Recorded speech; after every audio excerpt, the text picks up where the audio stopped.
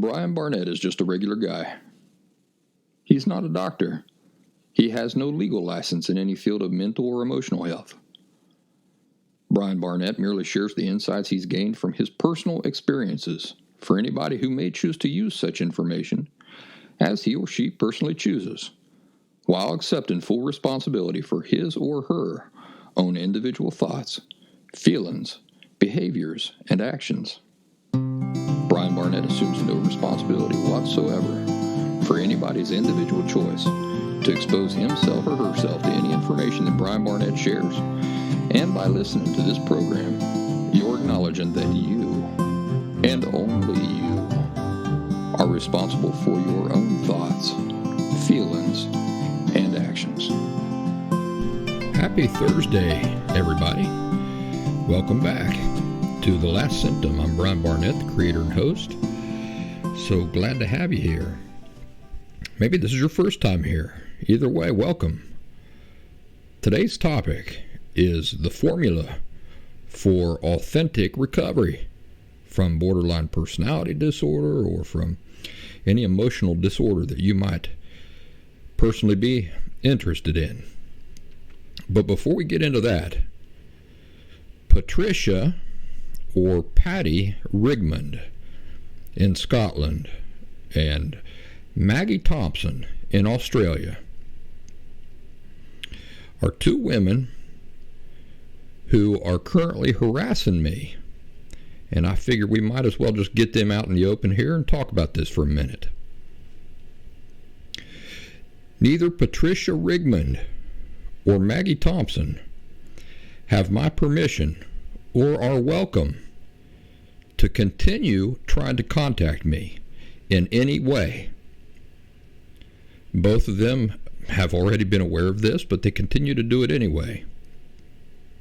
In Patricia Rigmond's case, the emails have been constant, almost daily, and often 2 or 3 every day since about January. Now, it was in January that I told her specifically that I was going to block her and that she was not welcome to continue trying to contact me at all. Well, you take a big fat guess as to whether or not she has demonstrated any respect for this boundary at all. She has not, so here we are. Now, I'm sharing this with you, my audience, not just for the drama aspect of it, but because I think it could be useful to you. I want to state this as clearly and as plainly as I can.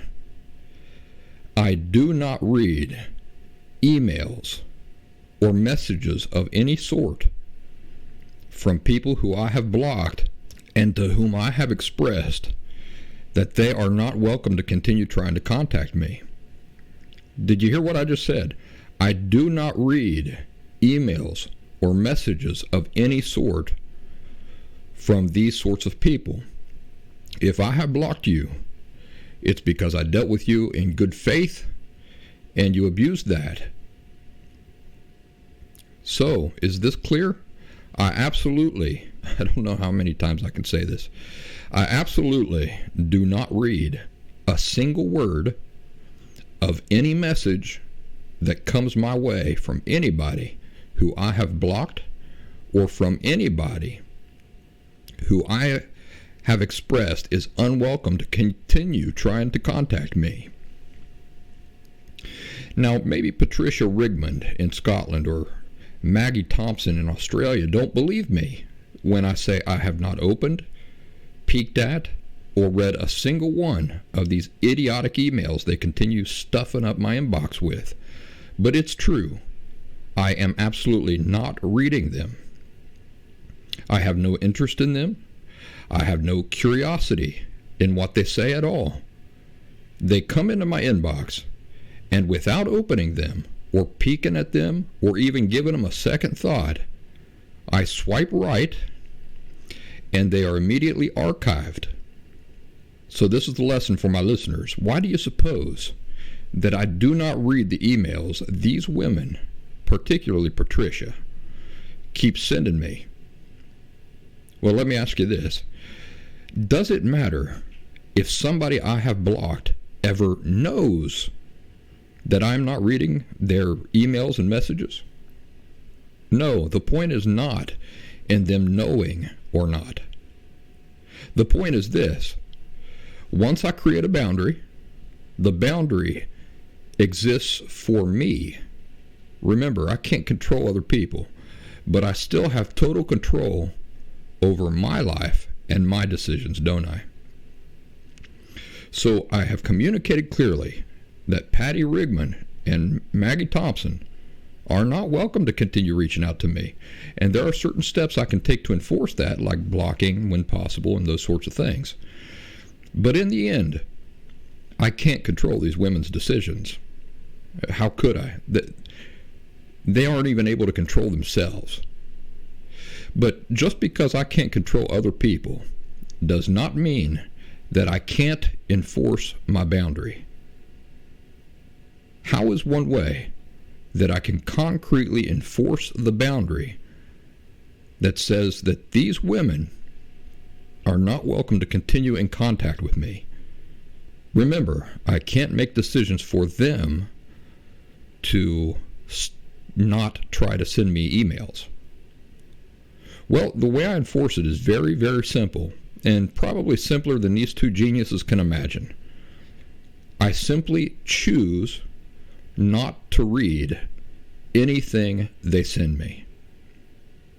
That's the lesson. You see, I can't control them, but I can still concretely enforce my boundary nevertheless. And how do I do it? It's very simple. I simply choose not to entertain any of the garbage they send me. Shoop, one little swipe, and it gets archived without me ever having to see a single word of any of it. So I want to again re-emphasize that neither Patricia Rigmond in Scotland or Maggie Thompson in Australia are welcome to continue messaging me or contacting me in any way. They're not welcome in my groups. They're not welcome on any of my social media. If there was any doubt about this, there should be no doubt about it now. I don't want to hear from either of these two people this year. They're not welcome to try to contact me next year. They're not welcome to contact me in 10 years. I'm saying that absolutely no contact from either one of these women is welcome at all, ever, under any circumstances. And that is now on public record. Any unwelcome correspondence I continue getting from either one of them will be archived and saved for forever, and if necessary, I will be happy to pull it out and share it with anybody I may need to share it with. It might be a lawyer, it might be a judge, it might be any number of individuals who might like to see the contents of those emails. In any situation where I may need to set the record straight, I now have an enormous bank of these dumb emails that I can pull out and do that with. But to be clear once more, I personally am still never going to read them. But I'll be happy to let others read them if the need arises. Perhaps Patty Rigmond in Scotland or Maggie Thompson in Australia has believed that I have been speaking to them in subtle ways or dropping little hidden messages intended for them in episodes of this show or in other aspects of my work. But I want to say this as clear. I also want to say this as clearly as I can. I do not spend any part of my day whatsoever thinking about either one of these two individuals at all. This is the only episode where the two of them are even remotely on my mind, and it is for the specific purpose of teaching a lesson and of having their harassment on public record. Now, let me tell you about the Last Symptom website. That's at thelastsymptom.com. Lots of free resources there. There's a few paid resources. For example, one-on-one phone calls with me, one-on-one Zoom meetings with me, and of course, the Last Symptom Fundamentals course, which is an intensive, approximately 2-week course for anybody interested in authentic recovery from emotional disorder such as borderline personality disorder. I also want to tell you about the Last Symptom community on the locals.com platform. That's just beautiful and got lots of support. It's a real happening place. So I want to invite you there. You go to thelastsymptom.locals.com on your web browser, or you download the locals.com app to your phone and you look up The Last Symptom. Every day I am now publishing something that I call Daily Orange Slices, and these are just condensed video insights that are about 5 minutes in length, and they appear, the new Orange Slices appear exclusively on the Last Symptom community on the Locals platform. Now, this week, I have started publishing Orange Slices to YouTube. So they're appearing daily on YouTube at 11 o'clock, New York time. But the ones that appear on YouTube, on the Last Symptom official YouTube channel, those Orange Slices are approximately a month old. So if you want to keep up with them and see the new Orange Slices as they're coming out, you've got to be on the locals.com platform with us to enjoy those. And, I'm getting better at them as time goes on. It was a little sketchy at first. I didn't really have a feel for what I was doing, but I'm starting to. And I think that the folks who have been enjoying them would agree that they're getting better. As I announced last week, this show, the Last Symptom podcast, now publishes consistently on Thursday morning, New York time, at 6 a.m. So 6 a.m. every Thursday. And not too bad for a free service. Last announcement, the Last Symptom education group on MeWe. MeWe is a Facebook alternative that I happen to think is superior to Facebook. But, you can make up your mind about that. But I welcome you to join that education group on MeWe. You go into MeWe, you go into the groups section, and you just search The Last Symptom by Brian Barnett. All right, that's all the announcements for this week.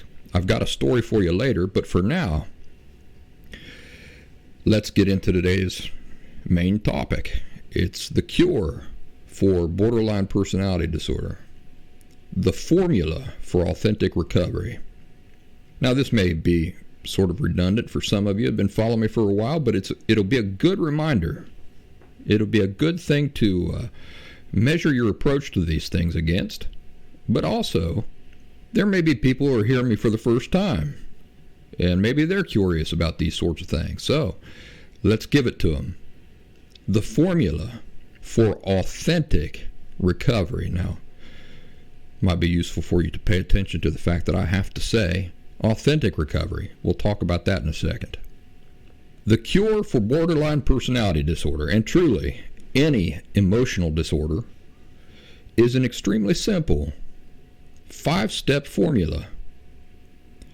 This formula is the true cure for borderline personality disorder, no matter what anybody else ever tells you to the contrary, and no matter what you ever read or hear that contradicts it or deviates from it, regardless of how famous the author might be, or how many followers he or she has, or how many books she or he has sold.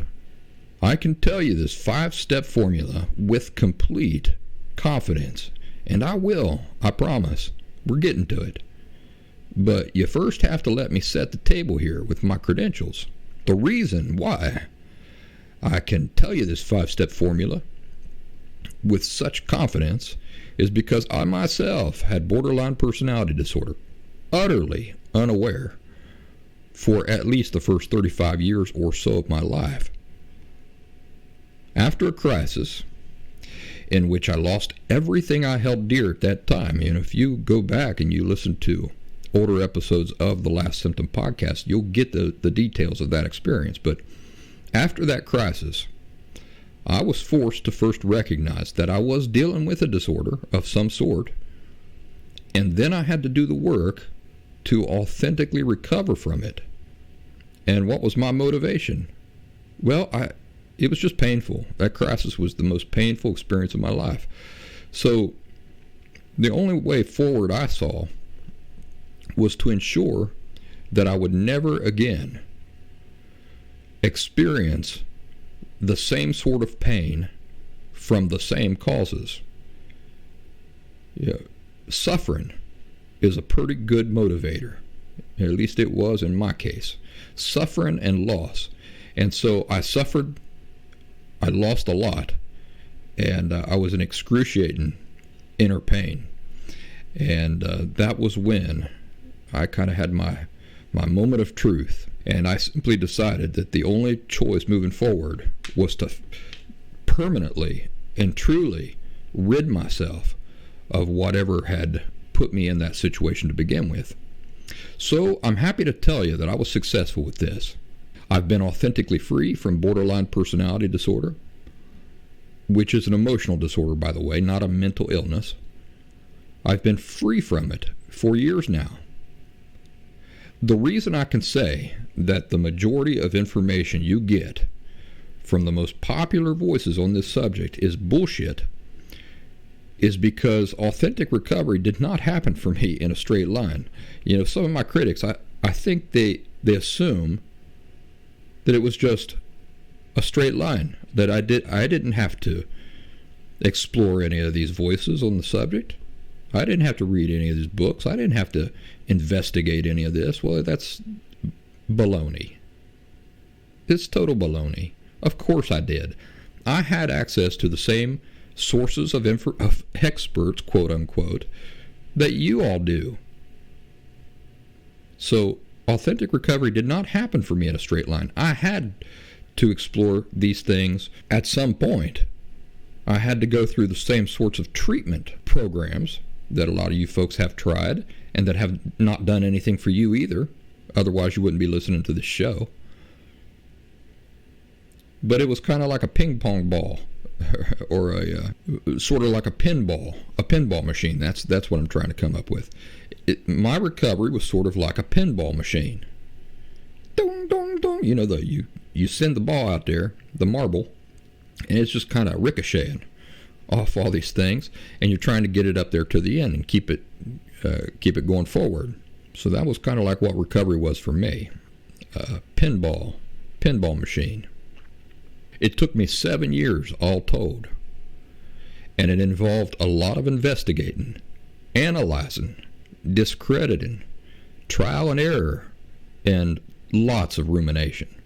If you want a perfect analogy, authentic recovery, now that I think about it, was exactly, almost precisely like solving a 7-year-long Rubik's Cube. You know what a Rubik's Cube is? It's those cubes that have different collars on each side. You screw those collars all up. You got red over here. You got yellow over there. The collars are all over the place. Authentic recovery was like solving a Rubik's Cube over the course of 7 years. I was turning that sucker over and over in my hand and trying to get all those darn collars to align. One of the biggest hurdles to authentically rid myself of borderline personality disorder, ironically, was misinformation, misdirection, obstruction. From who? From all of the experts, quote unquote, experts in air quotes. Just consider the fact that when I talk about recovery, right, I asked you to make a mental note of it just a few minutes ago. When I talk about recovery, I have to refer to it as authentic recovery, don't I? I can't just say recovery, because if I just say recovery, you'll get the wrong idea about what I'm even talking about. Do you know why that is? It's because of the professional community as a group. They're not even capable, apparently, of accurately educating people about the true nature of what recovery is. So think about it. If I were to simply speak of recovery rather than saying authentic recovery, what would you assume? Well, you would assume I was talking about some never-ending process that I've simply adopted into my everyday life and that I have to keep mindfully engaged in for forever, right? I know this because before I started referring to it as authentic recovery, I got all sorts of correspondence of people clearly not on the same page as me when I talked about recovery. They thought they were thinking about maybe like somebody who has a physical dependency on alcohol or something. You know, that person has never recovered.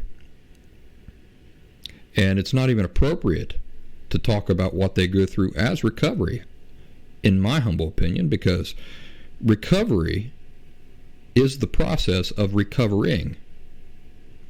And that's not what happens when you've got a physical dependency on a substance. You're never going to be recovered from your dependency on that substance once a physical dependence has formed. So it's not really recovery. A more accurate term for it would be like abstinence. You know, that's really what we're talking about. It ain't recovery. It's abstinence, which is a great thing, you know, because when you have a physical dependency on something, I mean, that's the best you can hope for. But recovery from an emotional disorder, which is entirely curable, is not a reference to something that you're going to have to mindfully engage in for the rest of your life. When we talk about recovery and emotional disorder, recovery is real.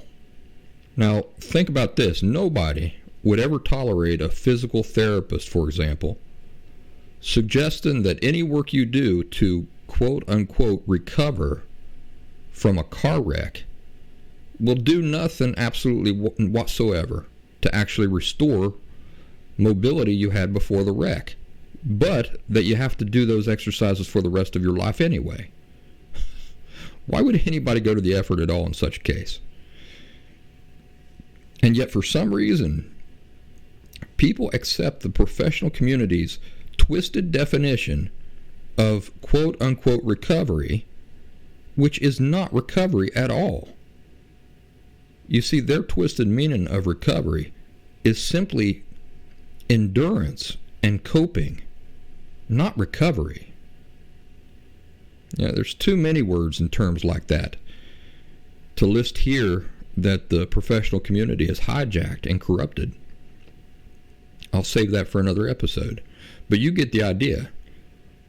If the professional community as a group is not even capable of educating you accurately about something as simple as what the true nature of recovery is,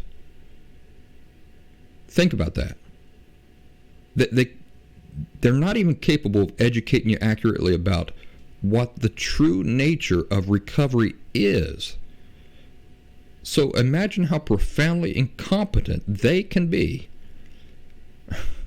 at actually helping you recover. They can't even paint for you an accurate picture of what recovery is. How competent can they be then at actually helping you recover? When I talk about authentic recovery, I mean it in the correct sense.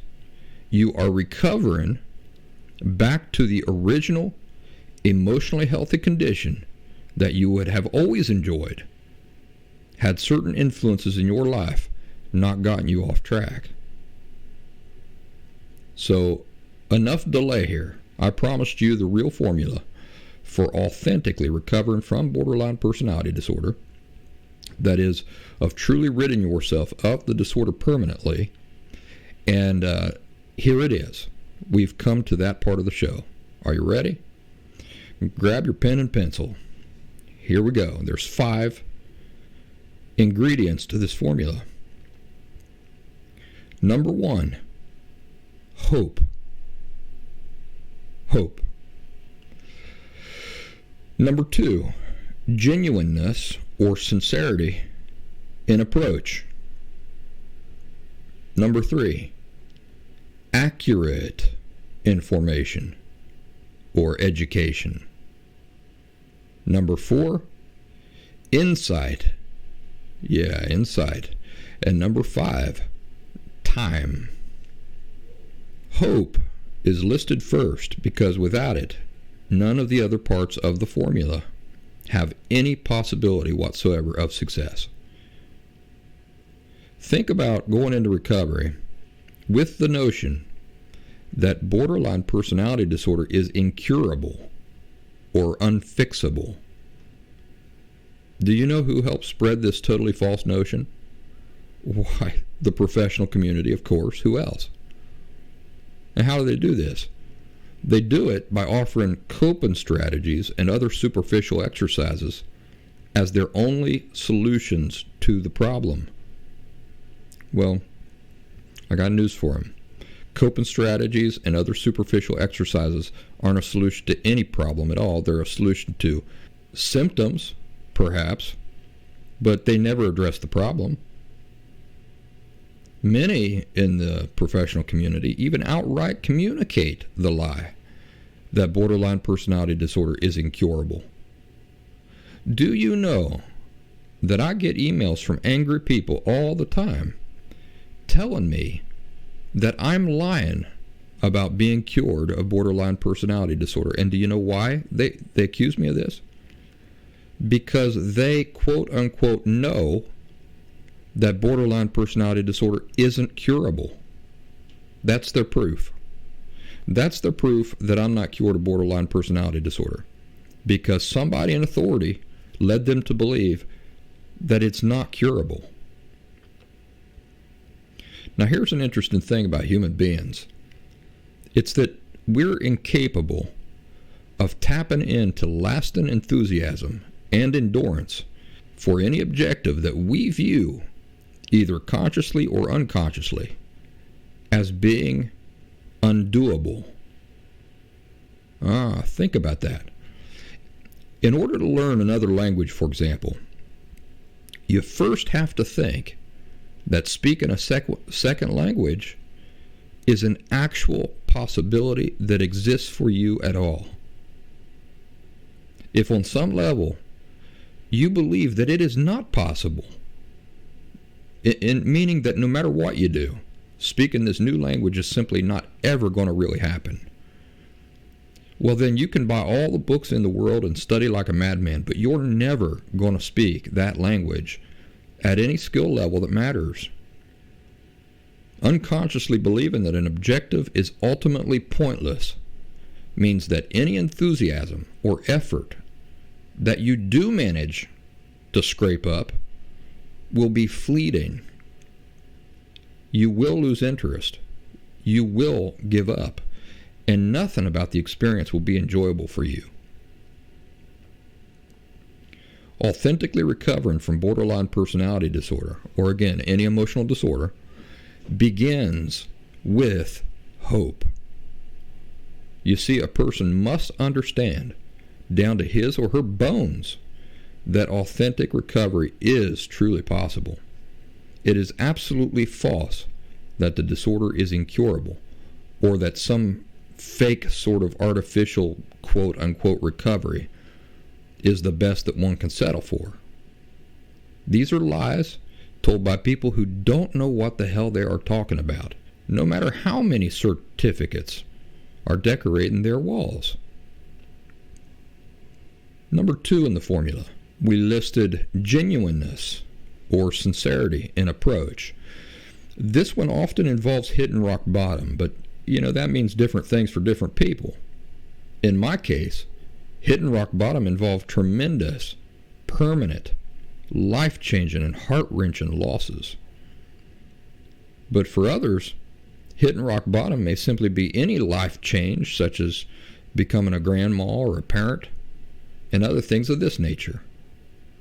Whatever the case, hitting rock bottom is simply anything that facilitates our shedding off an artificial, disingenuous attitude toward recovery, so that we now live with a genuine interest in exploring and understanding these things for real. Do you remember what my hitting rock bottom was? It was pain and loss. I said, I can't ever endure anything like this again. This is too painful. I'll do anything to address this, identify it, and fix it. So, you see, before that moment in my life, my approach to these things was I could have taken it or leave it. I could have taken it or left it. But this hit and rock bottom event in my life really, it gave me no alternative.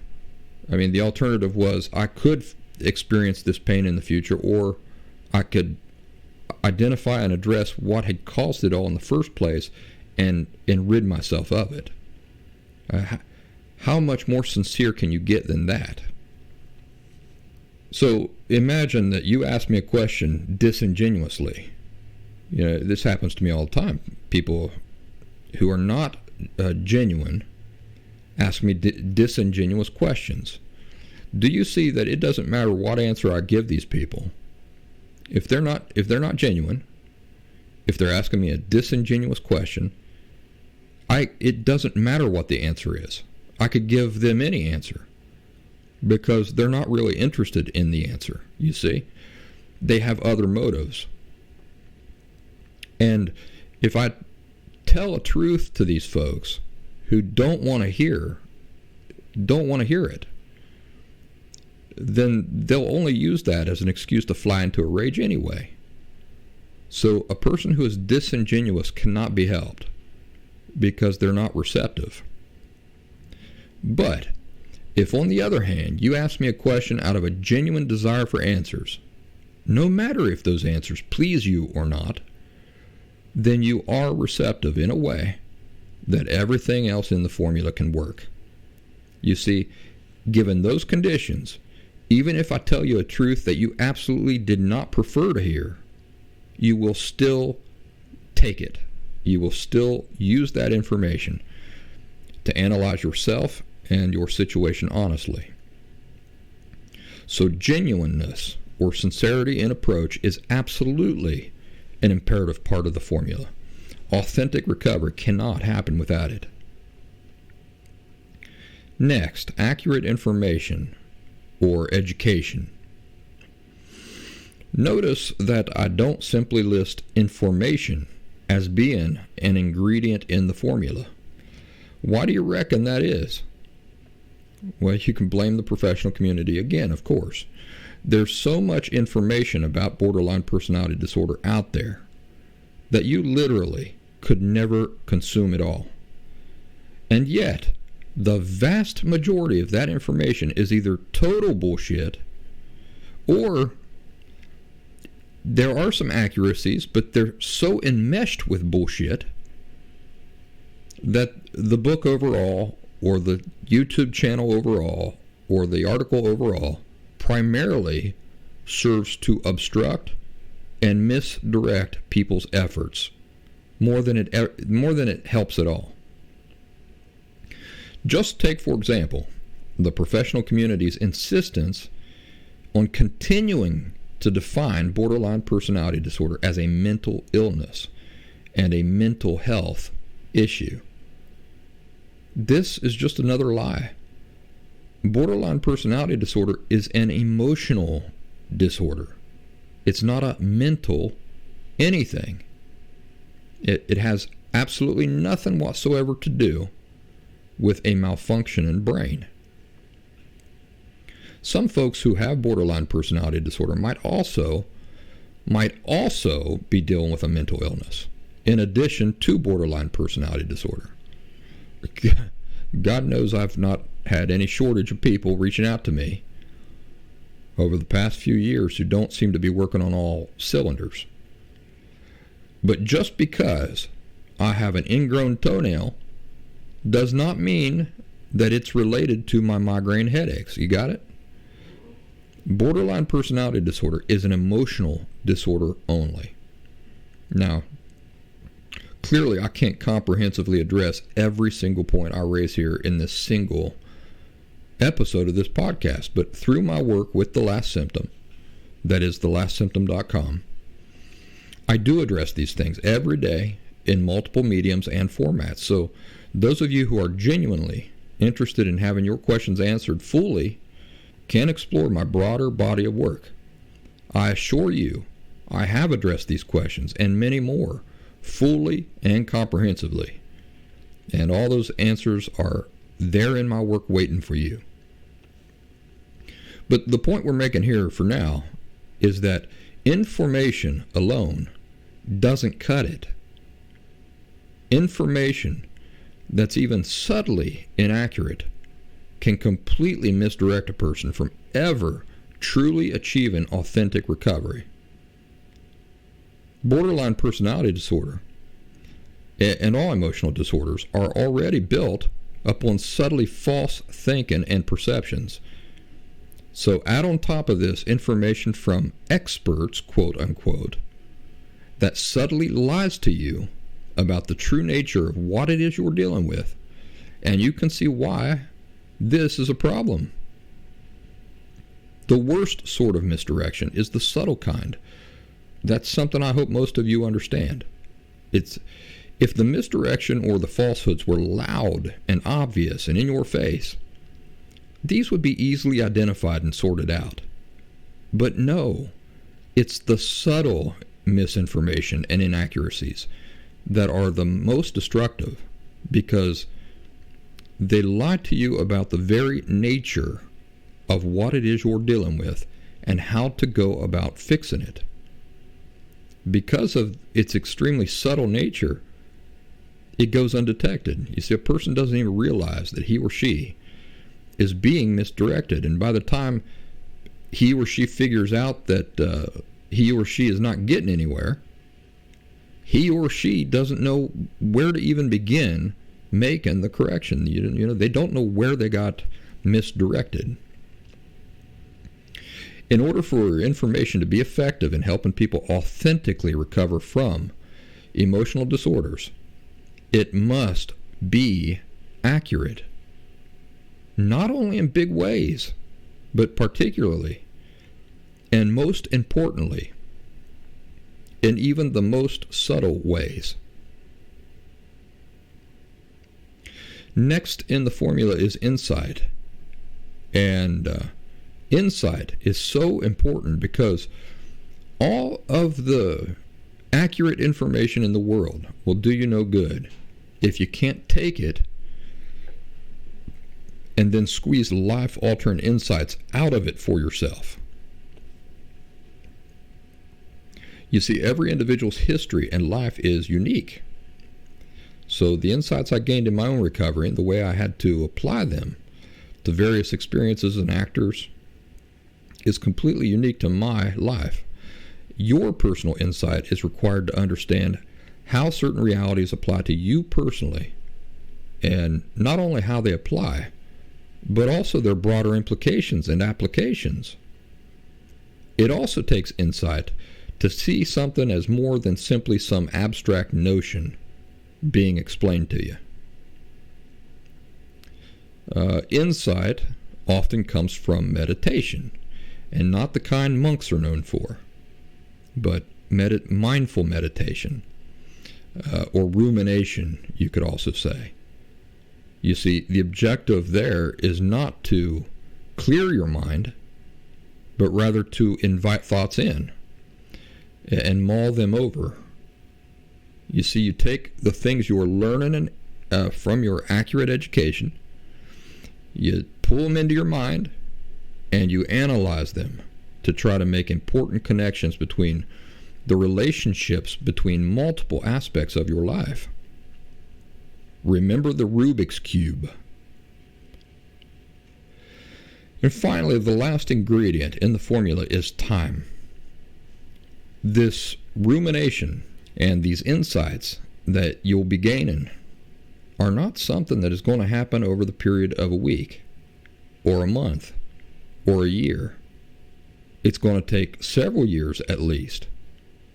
You simply need time to continue educating yourself with accurate information, ruminating on these things and gaining insights. And you also need time to begin approaching life differently based on your new understandings of the nature of things, such as feelings, self, life.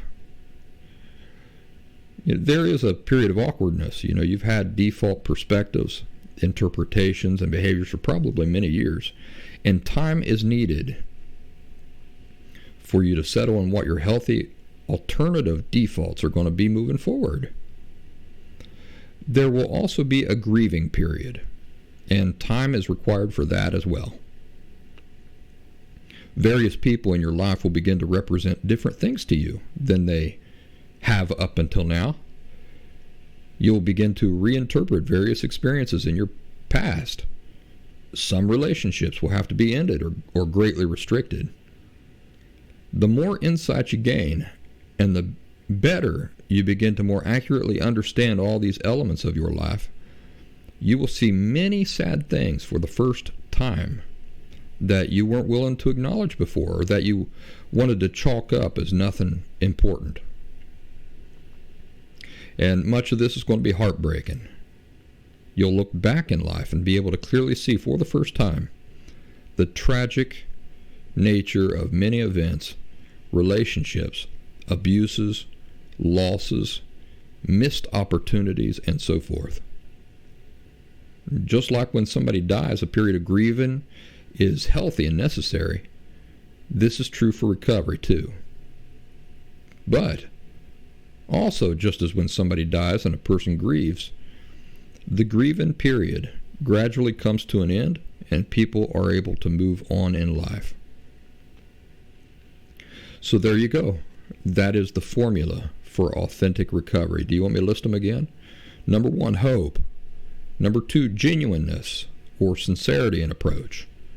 Number 3, accurate information or education. Number 3, insight. And number 5, time. And that is our discussion today about that. And I told you I was going to tell you a story. I remember the other day, a friend of mine who, he died years ago, but his name was Alan Marshman. And he and I and Brian Lambert, who you often hear me talk about, were best friends. We were a trio of best friends back in grade school. And, man, I just really loved Alan. I really admired him, and I think I've told you about him before. All the girls loved him, and all the guys wanted to be him. So when I got the opportunity to read the morning announcements on the school's PA system, I was very excited. And him being such a close friend, it was hard for us to ever be around each other and not crack each other up, laughing and just goofing off and stuff. But anyway, we got the privilege of doing the morning announcements at grade school over the PA system for the entire school. So we went to the office on the big day, and we had a paper we were supposed to read. And we said, where do we do this? And they said, in the principal's office there. We went into the principal's office, and because the secretaries and stuff were outside his office talking and making noise and stuff, we closed the door, and the door locked. We didn't know it locked, but it locked. And we got in there, and we didn't know what we were doing. So, we're talking to each other, but what's going on here? What do we push? Do we push this button? There's the microphone. I don't know what to do. We didn't know what we were doing. So we were kind of thinking, well, somebody's going to come in here eventually and wonder why we're not reading the announcements, and then they'll give us some more instructions. And so we were fooling around inside the principal's office, playing with his things on his desk, checking out the stuff in his drawers. We started talking about the school bully. His name was Larry. And criticizing him and insulting him and everything, and telling each other jokes and just cracking each other up. The PA system was on the whole time. The whole time. Everything that went on in that room, the entire school heard. Everybody we talked about, the entire school heard. All the orneriness we got into. rummaging through the principal's desk. It was all being broadcast throughout the entire school. And when the teachers finally got in there, I mean, they were livid. And I'm just remembering now that we got banned from ever doing announcements after that. I had totally forgotten that. But, you know, our argument was we didn't know it was on. We didn't know what we were doing. Nobody gave us cohesive enough instructions for what we were to do once we got in there. But, yeah, that's a true story. We got back into the class, and it was just, we were heroes. We were like superheroes for weeks after that because everybody just thought that was so cool. As far as I know, we were the only ones ever in the history of the school to do something like that. Kind of a cool memory. Well, ladies and gentlemen, I hope you have a wonderful Thursday, and as the weekend approaches, I hope that you start preparing for that so you can do something nice for yourself. This is Brian Barnett. I appreciate you being here with me this week. I hope to see you next week, 6 a.m., Thursday, New York time, on the dot for this show, but I hope to see you even sooner for that, daily, for the Daily Orange Slices, published to the Last Symptom community on the Locals platform. You folks have a nice day.